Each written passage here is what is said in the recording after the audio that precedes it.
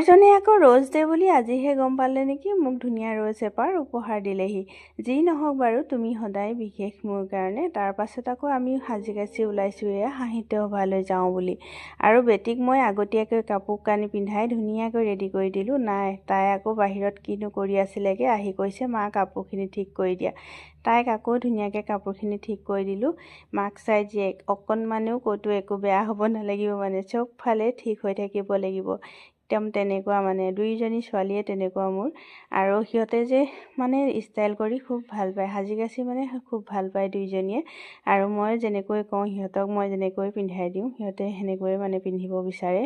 আৰু মোৰো খুব ভাল লাগিলে আজি সিহঁতে কেইজনীক মই ধুনীয়াকৈ নিজৰ সাজযোৰ পিন্ধাই দিছোঁ। আৰু পিন্ধিবলৈ যে ইমান আগ্ৰহী, মানে আগ্ৰহ কৰিছে, সেইটো কাৰণে দেখি ভাল লাগিলে। আৰু সিহঁতক কেইজনীক ধুনীয়াকৈ ওলাই মেলি এফালে আকৌ মা ওলাইছে। মাৰ ওচৰত তাই আকৌ মাক কাপোৰ ঠিক কৰিছেহি, দেখিছেনে বাৰু। এয়া আহি পালোহি আমি সাহিত্য সভাৰ। আৰু নেক্সট ভিডিঅ'ত দেখাম এইখিনি। বা